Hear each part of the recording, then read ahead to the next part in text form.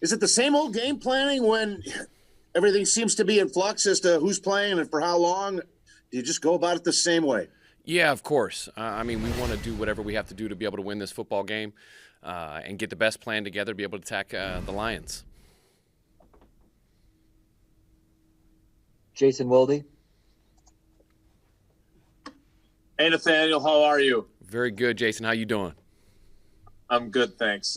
Hey, I don't know what you guys are going to ultimately end up doing, right? I mean, it's possible you guys could have your guys prepare all week and then decide to not play some guys on Sunday, but it would appear that Jordan's going to play some, regardless of whatever happens. So what would it mean to him, especially after the way things went in Kansas City, for him to get another crack at games that count?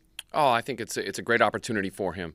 I mean, I thought he did a really fine job just this last game, having a couple opportunities to be able to go in there at the end there, that 4-minute drive, getting a couple first downs, getting a lot of time off the clock. I mean, he was able to scramble out there and get that first down in a third down situation. So, I mean, anytime you can get out there and anytime you have a chance to be able to really play football, it's so great. And so I hope he gets an opportunity for this next game.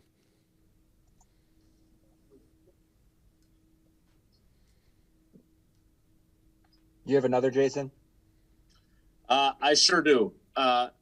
Nathaniel, I asked you about Lazard last week, and I'm sorry to be repetitive, but Devontae shared a story yesterday with us about maybe being a little more harsh in the wide receivers room in their critiques around midseason.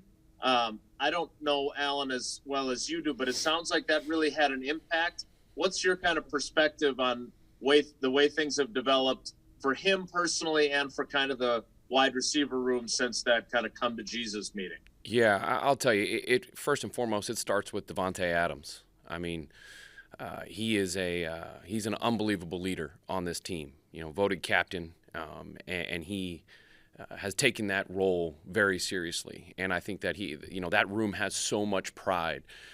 And Devontae has already so much pride in himself, but then he definitely puts that on those guys in that room. And I think that whenever things aren't going perfect and things aren't going the way that he thinks they should, he addresses it. And I think that those guys listen to him. I mean, obviously he's the greatest receiver in the league right now. And I just think that when a guy like that talks and a guy like that is able to speak to those guys and be able to raise their level, I mean, they listen. And they're gonna try to step up to his level, and that's a high level to get to. And you've seen it as this year has come to an end. And I mean, Allen has done such a great job. I mean, we've had so many guys in and out of the lineup across the board, and it's just a credit to the whole offense. And Tay's kept everybody at a high level. And I mean, just watching Allen on that pump route, going up and getting it. I mean, the things he's done blocking, the things he's done in the receiving game, it's been great to see. Tom Silverstein. Hey, Nathaniel. How you Hey, Tom. doing? Good. Good. You know, over the course of the past couple of weeks, I'm sure every time you come into the building in the morning, the first thing is to try to find out who's on the COVID list or who you're not going to have. And this week has been pretty quiet on that front, which I'm sure is different. But do you sort of are you still that way when you come in? You wonder who you're not going to have, or has it really kind of settled now where you feel pretty confident you're going to have most of your guys? Yeah, I think the way that these past couple years have gone with COVID in our society, you try to just understand this is going to happen. And you go about your plan, you try to get the best plan together, understand that you might miss some guys. And if you do, you're going to have some other people step up. And I think we just have to keep going about our business every day. And anybody that we get, hey, we're ready to go. But, at the same time, you have to be ready to change and adapt. I mean, that's what this game is. I mean, there's so many things that continually change that it's just kind of the norm. That's the one thing my father used to always tell me is change is the norm. And you have to embrace that. And with COVID, it just increases that change a little bit more. Wes, go ahead. Hey, Nathaniel, you got me? I do. Hey, Wes. Hey, how's it going? Good. Hey, I want to ask you quickly about Tyler Davis. I'm not sure how familiar you were with him when these guys brought him in, but how have you sort of seen grow in this offense? And what do you like most about him and what he brings to that tight end position? I mean, this is a huge credit to our scouting department. I mean, first and foremost, they have done such a great job of bringing such great character guys in here and smart and intelligent guys that can come in and they can learn the system and they can get out there and play well. And guys that you want to be around, and that's who TD is. I mean, he's a guy that he's the first one in. I mean, I get in pretty early, and right when I'm done, I see him. He's the first one having breakfast with Degora, and I mean, right there, that you start getting respect for that and how fast he was able to learn the system, and now he's going out there and he's making plays. I mean, he's somebody that we're putting in there, and we're trusting more and more, and I think it's great. It's such a credit to the scouting department to find a guy like that and be able to get him out there and help us. So, I mean, he's done a great job. Ryan Wood. Hey, Nathaniel. So Devontae had a record-breaking season last year. He's having a record-breaking season this year. Rinse and repeat. But what's been the difference between maybe last year Devontae and this year Devontae, if you can maybe discern something in his game? I mean, he's been pretty dominant since I've been here. I think it's been really good because obviously he had such the great year last year. I mean, I think it was 18 touchdowns and all the receptions and the yards. And, you go into year 3 in an offense and everybody's knowledge of the system increases dramatically. And I think that, everybody wants to stop him. Everybody looks at Devontae. Where's Devontae? Coverage is dictated by him, fronts, pressures, everything.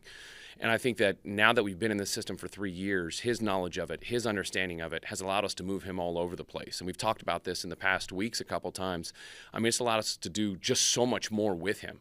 So I think his versatility to be able to play outside, to be able to play inside, full width, motion, all those different things, I think it's really increased his game. But, I mean, I would also say the difference with him this year is, I mean, his leadership role this year, I mean, we just talked about it a little bit ago with his meeting with the wide receivers. I mean, his leadership level has just gone to an all-time high, being a captain this year. And, I mean, it's been great to see that for him. Mark Daniels. Hey, Nathaniel, I'm going to stay on Devontae. I mean, mid-season, I think he had 3 touchdowns, and he joked with us, I still think I can get to 20.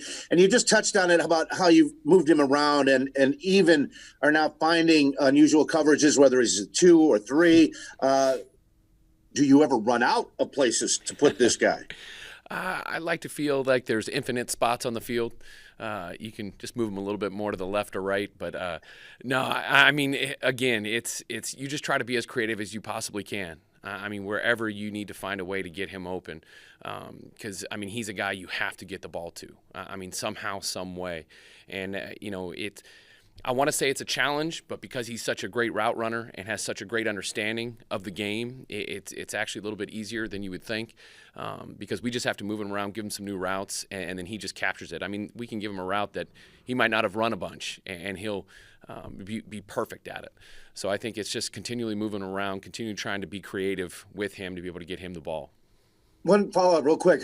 How have the other guys reacted to those subtle adjustments that are required of them in different spots? I think to be able to have a great offense, you have to have real tough guys and real intelligent guys.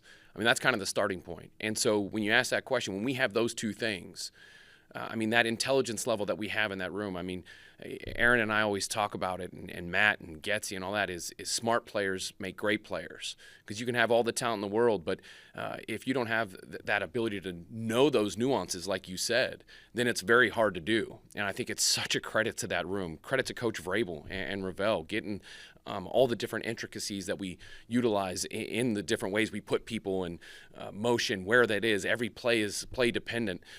That allows you to do those things and allows you to be successful and allows you to get the ball to different people. So I think that it's such a credit to them and their intelligence level, their toughness to be able to do all those different things we ask them to do. Mike Clemens. Nathaniel, the day after the Browns game, I swear I got to watch 5 or 6 games. I swear I saw 2 or 3 times teams use an offensive lineman, extra receiver, and score a touchdown. Spoon asked a great question to Joe Philbin a few years ago about, you ever think about trying the Wildcat? And Joe said, why would I ever take 12 off the field? Do you guys, with all the misdirection and razzle-dazzle you have built into the offense, you ever think about a hands guy in your offensive line? I noticed that. I watched a lot of the red zone stuff last week, and I saw that. I mean, there had to have been at least 5 or 6 touchdowns to offensive linemen. Watching their celebrations is really fun to see too. A couple of them tried to do some Lambeau leaps, and probably wasn't a great idea. But we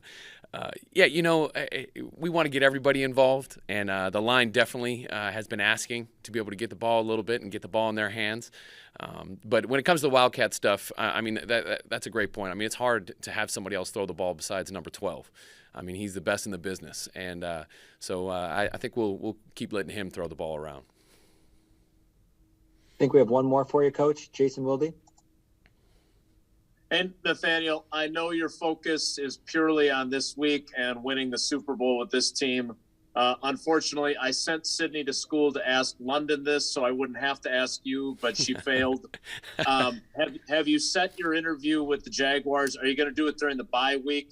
Can you I know your focus is not on that, but where is the update on that? Yeah, they reached out, and I think when they reached out early, I owed it to this organization, all these players. We wanted to be able to wrap up that number 1 seed. That was so important to do, and it's absolutely an honor to be even considered for something like this.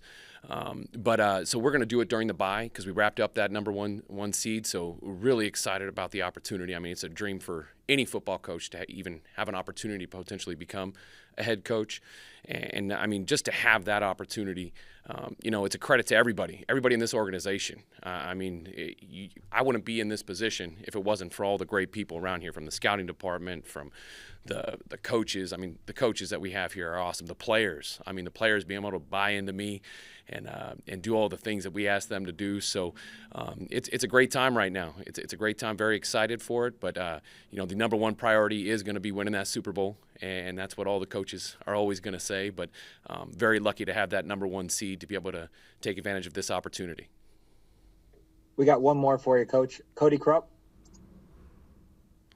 Hey, Coach, sorry if this wasn't asked already. I jumped on a little late, but No worries. with David, obviously, if he doesn't get reps on Sunday, and the way your offense line is played, they're gelling together, do you even risk at this point putting him in there to kind of ruin the gel of things? Or, obviously, like Roger said, a 70% David is better than, most guys in the league. But excuse me, I'm sorry if this was asked already. No, it wasn't. I would say this is a great positive problem to have. We have a group that, just the entire room, has been awesome this whole year. We've talked about it week in and week out.